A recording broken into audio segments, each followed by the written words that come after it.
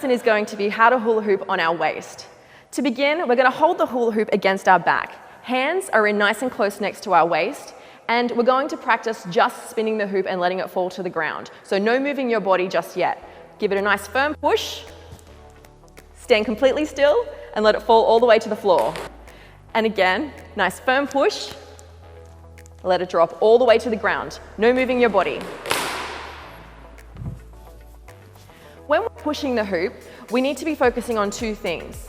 That we're launching it pretty hard, so it's spinning for quite a while. So if your hoop is not getting any power behind it and it looks like this, you're going to need to put a little bit more muscle in it than that. So hard push, spinning for quite a while before it starts to drop. And our hoop is completely flat. So if your hoop's getting a wobble on it like this, maybe a dramatic wobble like that, or even just a small wobble like this, we want to try and flatten that out by having our hand go straight across, nice and firm, in towards our belly. We don't need to swing and throw the hoop. Hands in close, straight across. Once we've got our push sorted, we can start to move our body. I'm going to show you 3 different ways to move your body. I want you to try all 3, and then at the end you can pick the one that you like the best to stick with. Our first position is 1 foot in front. We're going to launch the hoop nice and flat and firm, and our body is going to be moving forward, back, forward, back. So rocking your weight onto your front foot and onto your back foot. It looks like this. Hard push, forward, back, forward, back, forward, back, push, push, push, push, belly and back. From the side, forward, back, forward, back, forward, back. I want you to try that a few times. If your hula hoop falls down, pick it up and try it again.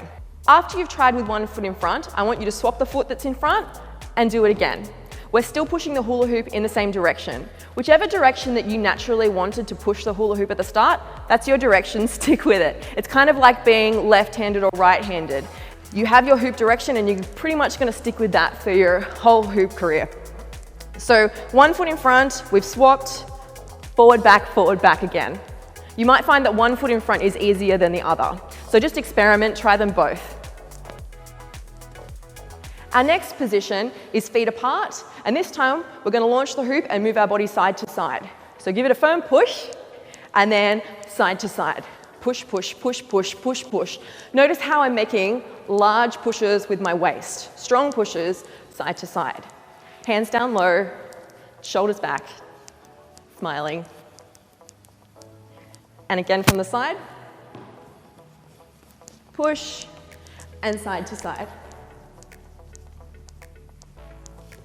Now our third option for moving our body is going to be feet apart wherever is comfortable, and this time when we push the hoop, we're going to be spiraling our waist in a circle, so pushing all the way around. It looks like this. Circling, circling, circling, all the way around.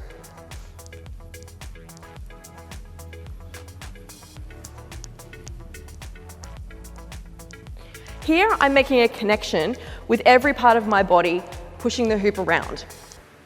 When you're watching somebody that's been hula hooping for a long time, it looks like their body is barely moving. At the start, you need to train your body to make large movements to make the connection with the hula hoop. This can take a little bit of time. This translates to big pushes.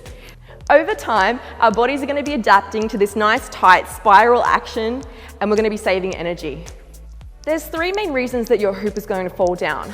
The first one is if you give it a dodgy push at the start, so make sure that you're launching it nice and firm and flat so it's spinning by itself.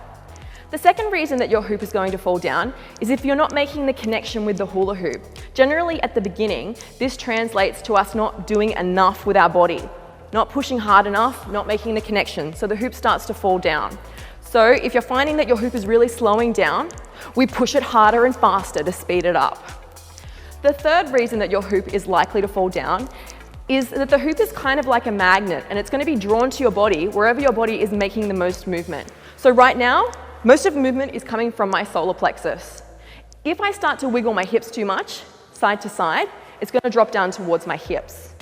And on the flip, if I move my chest, the hoop is going to spiral upwards. Generally what happens while you're learning to hula hoop, because hula hooping is very exciting, you're moving everything at the same time. and the hoop doesn't know what to do. It's going to be pulled up, pulled down, so it'll drop to the floor. So we're going to try to bring our arms down low.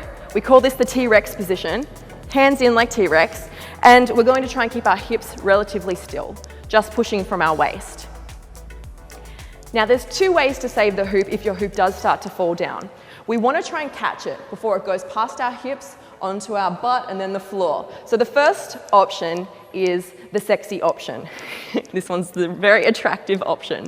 It's falling down towards your hips, and you thrust, thrust, thrust, and push it back up. So it's falling down, it's slowing down, push, push, push, nice strong pushes, you're speeding it up, and you're pushing it back up towards your waist.